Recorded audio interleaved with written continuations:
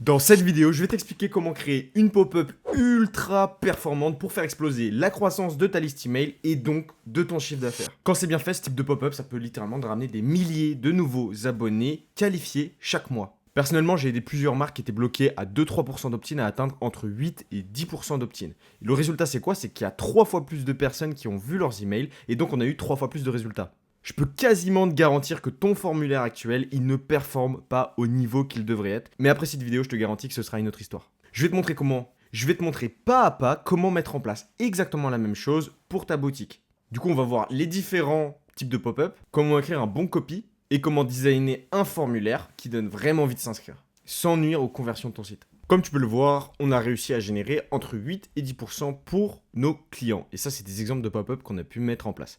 Donc, la première étape, le type de pop-up. Parce que avant de construire quoi que ce soit, il faut choisir le bon type de formulaire. C'est primordial. Et je vais donc te dire les types les plus connus, les plus généraux. Comme ça, tu pars pas de zéro. J'en profite pour te dire que si tu veux accéder au document de cette vidéo, le lien est dans la description. Le choix de ton pop-up et surtout du format, ça va dépendre de tes objectifs. Donc soit tu vas vouloir grossir ta base mail ultra rapidement, ou sinon tu vas vouloir récolter des leads quand même qualifiés et engagés qui vont donc ouvrir tes emails et qui vont racheter plusieurs fois chez toi. Et aussi, ça va dépendre de ta marque, de comment tu fonctionnes, si tu as plusieurs produits, si tu as plusieurs best-sellers, si tu as plusieurs catégories, etc. Vraiment, il y a beaucoup d'éléments qui rentrent en compte. Mais n'oublie pas, le format doit s'adapter à tes objectifs, c'est pas l'inverse. Le premier exemple, c'est le pop-up classique. Ça, tout le monde le connaît. Les avantages, c'est qu'il est simple à mettre en place, il y a peu d'étapes, mais les désavantages, c'est que les utilisateurs, ils sont très habitués à voir ça. Il y a très peu d'engagement, enfin très peu. Ça se tient, franchement, pour ce client, typiquement, on a utilisé ce format et ça a bien fonctionné, mais on récolte aucune zero party data. Les zero party data, c'est des infos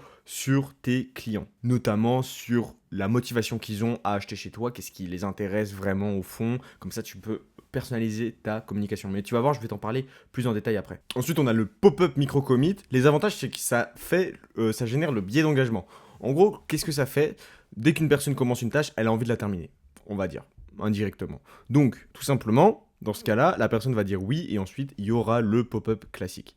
Donc ça fonctionne plutôt pas mal et dans 75 à 85% des cas, c'est celui qui fonctionne le mieux par rapport au classique. Les désavantages, c'est que c'est un peu plus long à faire et on récolte toujours aucune zéro partie data. Donc après, ça va être compliqué de personnaliser notre communication pour les clients. Le troisième format, et c'est le format le plus performant en 2026, c'est le pop-up quiz.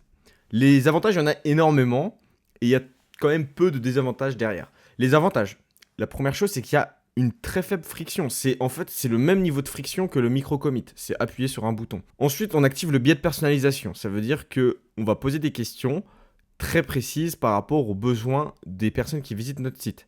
Donc les personnes vont se dire, ok, c'est cool, c'est personnalisé, c'est par rapport à ce que j'ai besoin, ça fonctionne bien. Le troisième avantage, c'est le biais d'engagement. Les personnes elles vont commencer quelque chose comme le micro-commit, elles vont commencer une tâche et elles auront envie de la terminer. Le quatrième avantage, c'est qu'il y a le biais de nouveauté. Il y a très peu de sites qui mettent ça en place. Ça se développe énormément aux États-Unis, mais en France, en tout cas, j'ai vu très peu de sites avoir ça. Et donc, le cinquième avantage, c'est que tu récoltes des zéro party data. Ça va te permettre de segmenter ta communication. Donc, par exemple, si tu vois dans ce cas, c'est une boutique pour les femmes enceintes. On va dire que le stade de maternité, ça compte énormément. Une personne qui n'est plus enceinte, bah, on va lui envoyer d'autres produits qu'une personne qui est juste enceinte. Les désavantages, c'est que c'est, on va dire, assez technique à mettre en place, mais t'en fais pas, je vais te montrer comment on fait ça juste après. Et enfin, le dernier type que je vais te présenter, c'est le pop-up boîte mystère ou roue cadeau. C'est un peu plus fun que les autres, donc ça génère beaucoup plus d'engagement. Ça génère aussi le biais de nouveauté. Hein. Très peu de sites ont ça. On va dire que le désavantage, c'est que c'est technique déjà. Et ça peut nuire à ton image de marque. Voilà, on va pas faire une roue cadeau si tu as une marque de luxe. Et on peut avoir des gens qui créent plusieurs comptes pour essayer d'avoir plusieurs cadeaux et du coup on récolte du mauvais mail. Ça c'est aussi un risque. Le deuxième gros pilier, c'est l'offre. Le levier le plus puissant de ta pop-up, c'est ça qui va vraiment faire que tu vas... voilà. Avec le format de pop-up, c'est vraiment les deux choses les plus importantes à tester. Si ton offre est nulle et n'est pas adaptée, ça, même si tu as le meilleur design de pop-up, ça ne fonctionnera pas. Je t'invite vraiment à tester différents types d'offres. Prends en compte ton produit, les besoins de tes clients et tu peux par exemple tester une réduction, guide gratuit, un cadeau mystère, un accès exclusif à quelque chose. Alors accès exclusif, ça marche plus pour la liste SMS. Il faut prendre en compte que ton produit est ce que recherchent tes clients, absolument. Un guide gratuit, ça peut bien fonctionner si tu es dans une niche où la personne elle a un problème vraiment profond et elle a envie d'avoir des réponses à ses questions instantanément. Ça peut bien fonctionner aussi si tu es dans une niche où la personne est peut-être un peu moins éduquée sur le produit. Mais je te conseille quand même de partir sur la réduction, c'est ce qui fonctionne le mieux. Une autre astuce très importante, combine toutes les offres que tu peux mettre. Si tu offres la livraison à partir d'un certain montant, par exemple à partir de 50 euros d'achat, tu offres la livraison, mets-le. Si tu offres un pourcentage sur un produit, sur un bundle par exemple, mets-le. Si c'est un beau pourcentage en plus, ça fonctionne bien. Et voilà des exemples d'offres. Tu peux partir sur de la remise, X% offert ou X euros offert. Tu peux partir sur une remise mystère. Tout le long, tu vas mettre en place une remise mystère. La personne, elle devra aller jusqu'au checkout pour voir le montant de la réduction. Ça peut, on va dire, inciter à l'achat. Ça fonctionne bien. Et la ressource gratuite. Où j'aimerais attirer ton attention, c'est simplement sur la préservation de ta marge. C'est très important de prendre en compte ça. Il faut prendre en compte ton AOV, ton panier moyen. Si ton panier moyen est assez élevé, alors là j'ai mis 100 euros, mais je pense qu'on peut plus tourner autour des 500 euros par exemple. Si tu as un gros AOV, tu vas préférer mettre en place une remise fixe. C'est logique, on veut préserver notre marge. Et par exemple, si tu as un AOV de 1000 euros, c'est super intéressant par exemple de mettre une réduction de 50 euros. 50 euros c'est énorme, sauf que c'est seulement 5%. Si tu avais mis juste 10%, tu aurais donné beaucoup plus de marge, mais la valeur perçue, tu vois, n'est pas la même. A contrario, pour un AOV qui est plutôt bas, et si tu as une LTV client qui est plutôt longue, donc si par exemple tu as une boutique de compléments alimentaires, c'est super intéressant de récolter les infos du client parce qu'on veut que la personne rachète plusieurs fois chez nous. Et donc la rétention et les emails de relance, les campagnes et tout ça, on veut vraiment avoir ces infos. Une autre astuce, si tu es notamment dans le cas où tu as un AOV plutôt élevé et que tu veux pas forcément donner une réduction super chère, tu peux offrir un cadeau. Voilà, c'est un super moyen de donner de la valeur. Tu peux par exemple mettre cadeau offert d'une valeur de 29 euros alors que le coût de production du cadeau c'est de 2 ou 3 euros. La valeur perçue c'est très élevé et tu es super rentable. Tu récupères des mails pour vraiment pas cher. La troisième étape, le copywriting, très important. Le but, je vais te le dire directement, c'est de supprimer un maximum de texte. Voilà, si tu veux voir les deux exemples ici, c'est un très mauvais pop-up. Il y a énormément à lire, franchement, ça donne pas du tout envie. Alors que tu vois, sur cette pop-up, c'est très clair. On a juste l'offre, donner notre email et ça part. L'autre élément à optimiser, c'est ton call to action. Ton call to action, ça ne doit pas juste être continué. Ça peut donner encore plus envie si tu mets par exemple activer ma remise, obtenir ma remise, réclamer mon avantage, etc.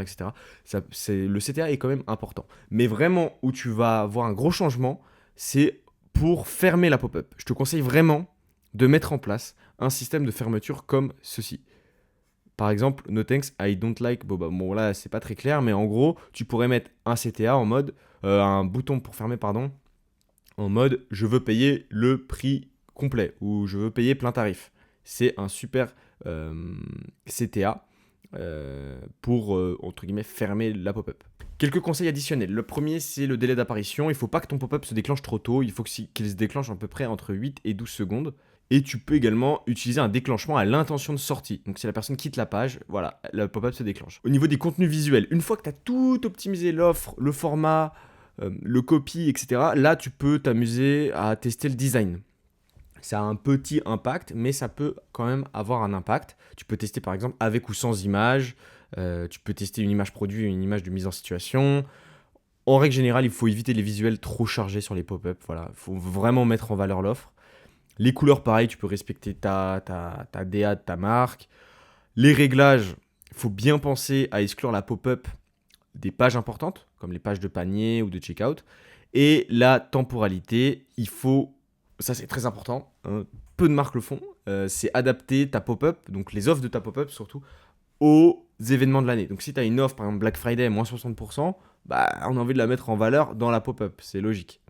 Tu peux également mettre en place des pop-up pour récolter des mails pour accéder à l'avant-première des soldes ou du Black Friday, ça fonctionne très bien aussi. Dis-toi que plus tu vas adapter à la temporalité ton offre, mieux ce sera. Maintenant qu'on a vu la théorie, on va passer à la pratique. On va voir comment mettre en place la pop-up sur Klaviyo directement. Maintenant qu'on est sur Klaviyo, je t'invite à te rendre sur Website Sign Up Form, créer un form et cliquer là-dessus. Tu vas pouvoir accéder à cette page. Je t'invite à choisir une pop-up de base. Donc par exemple, si on part sur la création d'une pop-up mobile, par exemple, on peut partir sur ce modèle-là. De toute manière, on va le personnaliser. Tu peux mettre un nom, hop, pop-up mobile. Parce que oui, je t'invite à faire une pop-up pour mobile et une pop-up pour... Oh là. Parce que oui, je t'invite à créer une pop-up pour mobile et une pop-up pour desktop. C'est important. Ici, tu vas choisir la liste. Donc il faut au préalable avoir créé une liste, bien évidemment. Créer forme. Ok, on arrive là. Donc, bien sûr, on veut pas tout ça. Donc, imaginons que le style de notre marque, ce soit le fond blanc et les écritures en noir. Donc déjà, on va aller dans style. Comme là, on fait une pop-up mobile, déjà, on va targeting and behavior. Je t'invite à aller là et à cliquer mobile only. Comme ça, voilà, on n'a pas de problème. Ce sera que sur mobile. Ensuite, autre chose, je veux que tu enlèves ça. Click outside from the to close. Donc, on ne veut pas que les gens puissent cliquer en dehors du form pour le fermer. On veut qu'ils cliquent sur le CTA ici. Ensuite, qu'est-ce qu'on a d'autre? Ah oui, after time delay. Ici, tu peux partir sur 10 secondes. Tu pourras tester après un time delay. Généralement, moi j'ai des meilleurs résultats quand on ne déclenche pas au scroll, parce que sinon ça déclenche trop vite le pop-up et ça peut ruiner l'expérience client. Ok, je pense qu'on est pas mal. Après, bon, il faudra exclure des pages, etc. Mais ça, tu pourras regarder de ton côté. Je ne sais pas trop comment fonctionne ton shop à toi, mais c'est ici pour modifier les... où tu ne veux pas que ça apparaisse. Nous, on va s'intéresser du coup à comment designer tout ça. Donc, si on part sur une pop-up... Alors, c'était la pop-up quiz que je voulais te montrer absolument. Donc, ce qu'on va faire, tu vas cliquer ici, tu vas mettre clone. Ici, tu peux mettre email, parce que ce sera notre page d'email. Et ici, ce sera notre page quiz. Donc, on va edit name, quiz. Hop. Ici, le but, ça va être de récolter des 0 parties data. Donc, on pourrait mettre obtenir 10%. On va y centrer. Ok. On pourra changer le style après. Ça, il n'y a pas de problème. Donc, on va centrer. Obtenez moins 10%. Là, par exemple, imaginons qu'on soit une marque de compléments alimentaires. Indiquez-nous pourquoi. Indiquez-nous ce que vous recherchez. Ça peut être pas mal. Ok, on est good. Ensuite, ça, on s'en fout du drop-down. On va delete. Ça, on s'en fout. Merde, putain. Ça, on va delete. Ok, donc, en gros, comment ça marche pour le quiz pop-up?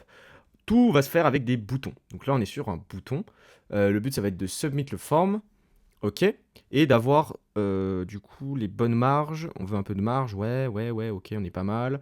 Du coup, là, par exemple, si on est une marque de compléments alimentaires pour le sport, là, on peut mettre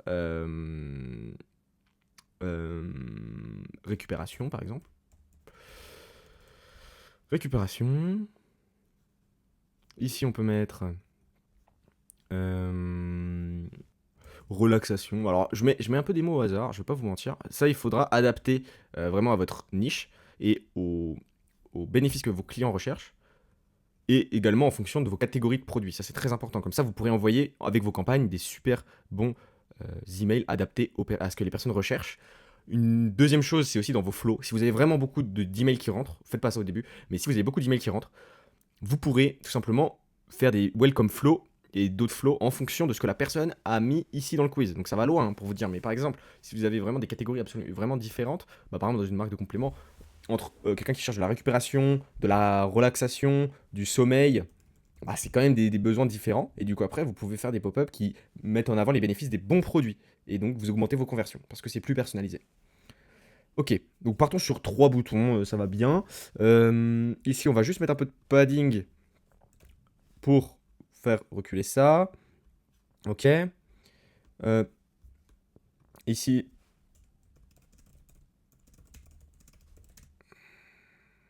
je veux payer plein tarif. Ça fonctionne bien. Close form, ok. Donc, ce qui est important, pourquoi ça a dupliqué close form? Va savoir. Alors, ici, important, il faut mettre une source. Donc, non, c'est ici, add a property, c'est une property. On peut mettre statut par exemple. Créer de statut. Et là, vous pouvez mettre récupération. Créer de récupération. Ok. Pareil là. On va mettre submit. Tac. Ici, il faut mettre ça. Alors attendez, je regarde juste un truc. Ouais, ok, on est bon.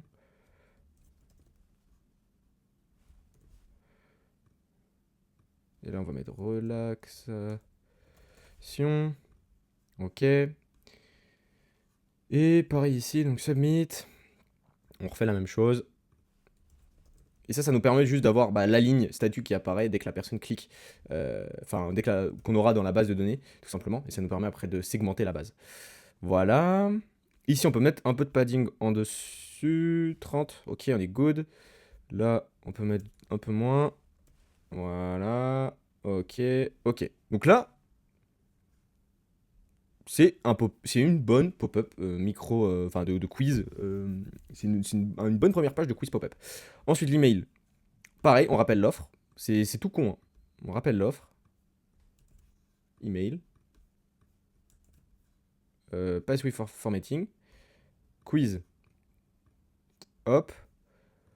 On n'est même pas obligé de mettre du texte. Ça, le drop-down, ça dégage. Ça dégage. On va ajouter un bloc d'email. Email input. Voilà. On met jamais email et téléphone ou nom et email. On s'en fout du nom, on s'en fout du téléphone pour l'instant. Nous, ce qu'on veut, c'est récupérer l'email. Voilà, voilà. Alors là, on peut mettre du coup email. On va cacher le label. On met juste adresse email, ça suffit. Adresse email. Je veux payer plein tarif. Ouais, on est pas mal. Ensuite, pour ah oui, pour le CTA, là on peut mettre. On pourrait mettre. J'en profite. Non, je confirme. Non, c'est plutôt mieux pour les emails de mettre je confirme, c'est plus clair. Je confirme. Ok. Ensuite, là, on va mettre du padding. Là, on va mettre du padding. Voilà. Ok. Ah oui, on avait dit non merci. My bad. Voilà. Et ensuite, on a la success page. Donc là, ce qui est important dans la success page, c'est tout con, mais c'est de rappeler. Alors ça, ah oui, c'est chose importante. Delete le coupon. On va mettre du coup bloc, bouton. Ok. Go to inbox. On veut on veut habituer les gens à ouvrir nos emails. Donc, il faut absolument qu'on ramène vers l'email. Du coup, vers l'email de bienvenue, de confirmation. Donc, votre réduction est activée. Mince. Votre réduction est activée. On va y mettre en centré. Et là, on va mettre.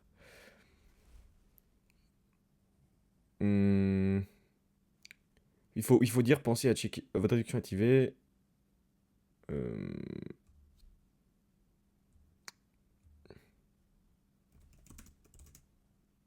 avez reçu notre. Vous l'avez reçu par mail. Pensez à regarder vos spams. On sait jamais si c'est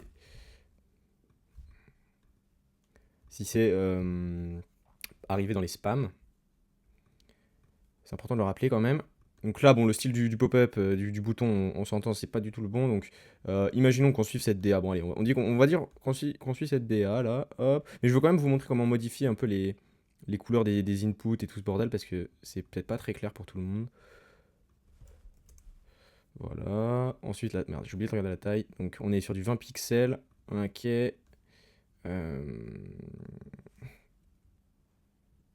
Donc là, j'aime bien mettre j'y vais. J'y vais. Ça rajoute de la clarté. Ah oui, on est combien en hauteur dans ça? 56. Button style 56. C'est important d'avoir le même style hein, partout. Ok. Tac, tac, tac. Tac, tac, tac. On est pas mal. Bon, il faut mettre du coup du padding, hein, comme d'hab. Bon, partons sur 30. Bon, on va mettre 30 en haut et en bas, vous savez quoi. Là, peut-être un peu moins. Ouais. Ok, on est pas mal. Donc ça, c'est un bon pop-up. Maintenant, je vais vous montrer simplement comment... Ah oui, le teaser. Ah oui, oui, teaser, important à vous dire. Le teaser, il y en a qui sont pour, il y en a qui sont contre. Ça, il y a plusieurs écoles. À vous de voir si ça impacte vos conversions. Dans tous les cas...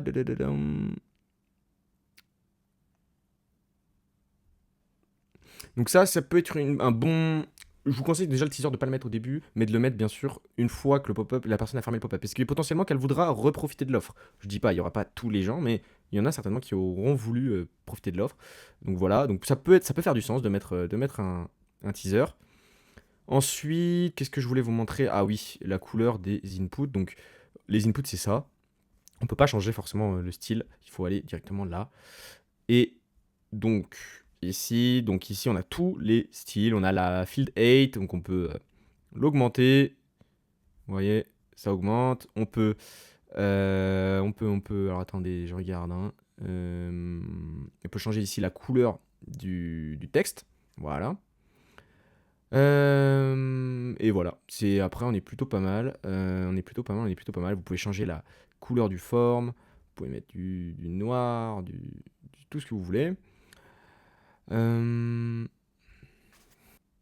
qu'on a vu pour le mobile, je vais rapidement vous montrer comment on fait pour desktop. Donc en gros, on mettrait du desktop only. Et donc là, vous voyez qu'il y a l'image. On va garder cette image pour l'exemple, mais si vous voulez en mettre une, vous avez juste à mettre replace, upload. Vous avez votre image sur Figma ou sur n'importe quoi. Vous la compressez, important, très important de la compresser. On veut que notre pop-up s'affiche directement. Et vous la mettez tout simplement. Et voilà, vous aurez votre pop-up d'optimiser pour mobile et pour desktop. Je voulais juste vous montrer quelque chose, c'est comment faire des A/B tests. Pour faire des A/B tests, vous avez juste à cliquer sur Create A/B test, donner un nom à votre A/B test. Donc personnellement, je mets jamais de nom. Par contre, ce qui est important, c'est la variation. Donc la première chose à tester, c'est quoi? C'est l'offre. C'est le plus simple à changer. L'offre ou le délai d'apparition. C'est les choses les plus simples à changer et c'est les plus pratiques si vous n'avez pas le temps. Après, ce que vous pouvez faire, c'est changer le format. Le format, ça a un énorme impact aussi sur les conversions. Donc, par exemple, vous faites un pop-up mobile, classique, et la pop-up mobile, micro-commit. Voilà. Et donc là, on sera quiz, parce qu'on a déjà un quiz. On va créer le test. Ok. Donc là, on est sur notre pop-up mobile. Donc là, on va juste supprimer ça.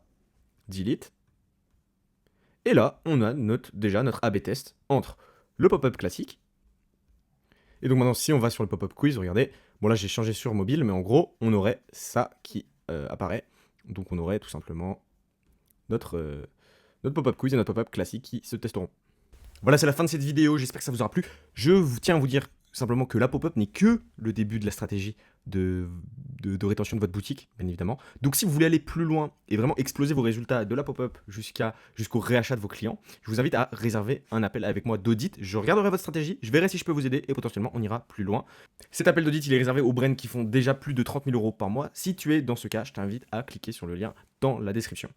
En tout cas, c'était un plaisir, je te dis à la prochaine. Ciao, ciao.